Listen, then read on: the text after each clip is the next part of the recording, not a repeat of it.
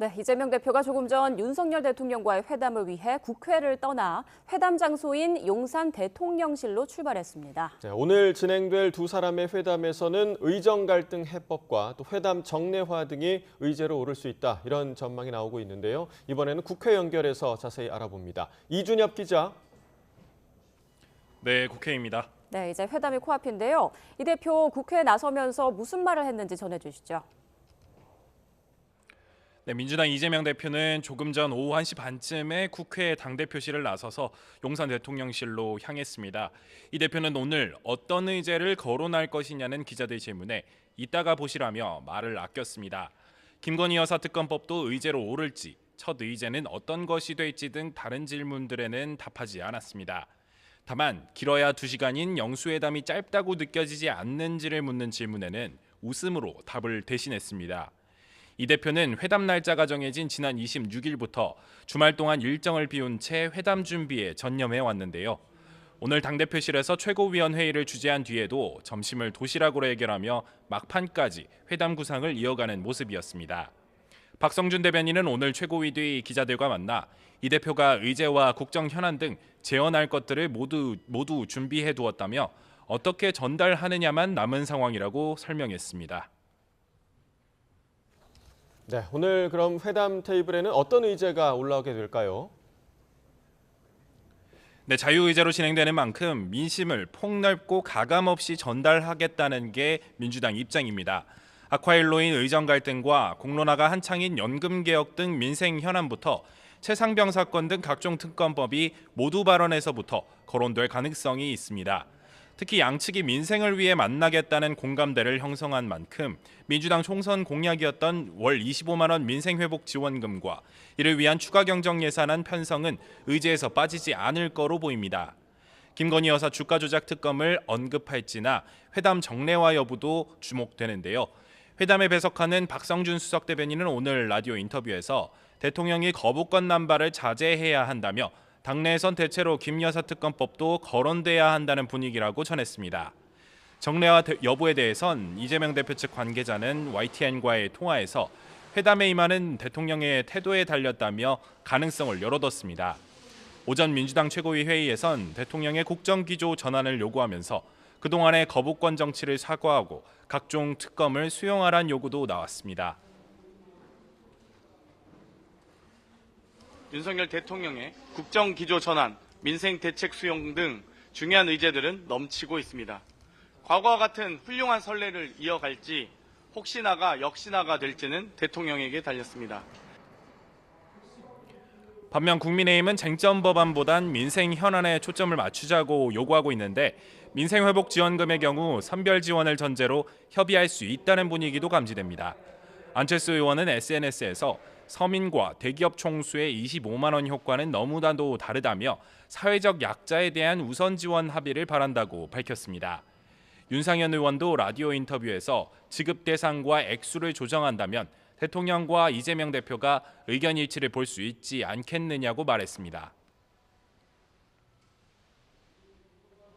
대상이나 이제 액수 이런 거를 좀 조정하면서 민생회복 지원금 정도는 두 분 사이에 결론이 나지 않을까. 네, 그런가 하면 총선 패배 이후 지도부 공백 사태를 겪었던 국민의힘이 새 비대위원장을 발표했죠. 네, 총선 이후 세 번째로 열린 국민의힘 당선인 총회에서 당대표 직무대행을 맡은 윤재호 원내대표가 비대위원장에 황우여 상임고문을 지명했습니다.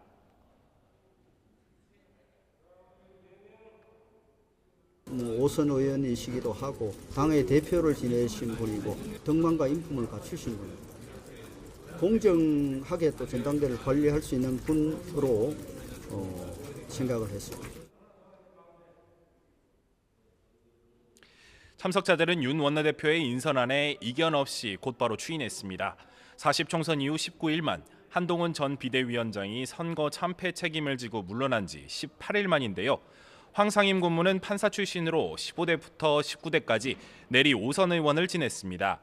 지난 2012년부터 2년 동안 국민의힘 전신인 새누리당 대표를 역임했고 2014년에는 박근혜 정부에서 사회부총리 겸 교육부 장관을 지냈습니다. 윤재욱 원내대표는 기자들과 만나 공정하게 전당대회를 관리할 분, 당과 정치를 아는 분, 대표로서 신망받을 수 있는 분을 후보로 물색했다고 기준을 밝혔습니다. 황상임 고문은 당 전국위원회 의결 등을 거쳐 원내대표 선거가 치러질 다음 달 3일 전에 취임할 전망입니다. 황상임 고문은 비대위원장으로서 6월 말이나 7월 초에 열릴 조기 전당대회까지 당을 수습하는 역할을 맡게 됐습니다. 당내 일각에선 혁신형 비대위가 구성되지 않은데 아쉬워하는 분위기도 엿보이지만 향후 비대위원 인선을 지켜보겠다는 반응이 나왔습니다. 무난한 인선이라고 생각합니다. 문제는 이제 그 비대위원회를 어떻게 구성하는가 거기에 대한 것인데요. 반면 민주당에서는 비대위원장 인선이 앞에서는 반성을 말하며 뒤로는 현상 유지에 급급한 국민의힘의 양두구육 시즌2라며 깎아내렸습니다.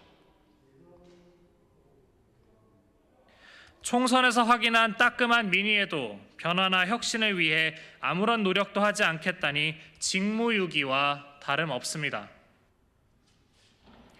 장기화하던 지도부 공백 사태는 일단락했지만 여당 내에서는 원내대표 경선을 앞두고 눈치 싸움도 치열해지고 있습니다. 친윤 핵심으로 불리는 이철규 의원이 후보로 부상하자 당내에선 견제구가 이어지고 있는데요. 윤상현 의원은 오늘 라디오 인터뷰에서 이 의원이 총선 패배 책임에서 자유롭지 않다며 반대 의견을 내비쳤습니다. 이 의원은 아직 출마 의사를 공개적으로 밝히지 않은 채 오늘 당선인 총회에도 불참하며 고심을 이어가고 있는데요. 후보군으로 거론되는 성일종, 송석준 등 다른 의원들 역시 뚜렷한 출마 의사를 밝히지 않고 있습니다. 네, 그리고 5월 국회 일정과 관련된 논의도 중요할 텐데 회담 영향으로 미뤄지는 분위기죠? 네, 국민의힘 윤재욱 민주당 홍익표 원내대표는 오늘 국회의장과 함께 만나 오찬 회동을 했습니다. 애초에는 별도 회동을 통해 21대 남은 회기 일정과 쟁점 법안 처리 등을 논의하려 했지만 회동 대신 정례 오찬만 진행된 겁니다. 윤재욱 원내대표는 국회에서 기자들과 만나 대통령과 이재명 대표가 만난 뒤 논의하는 게 효율적이라고 생각한다고 밝혔습니다. 21대 국회 마지막 회기인 5월 임시국회가 내일 개회하지만 여야는 아직 본회의 일정조차 합의하지 못한 상황입니다. 김진표 국회의장은 5월 본회의 2차례 이상 개최에 무게를 두는 것으로 전해졌지만 오늘 열릴 윤 대통령과 이재명 대표의 회담 결과가 변수로 꼽힙니다. 지금까지 국회에서 전해드렸습니다.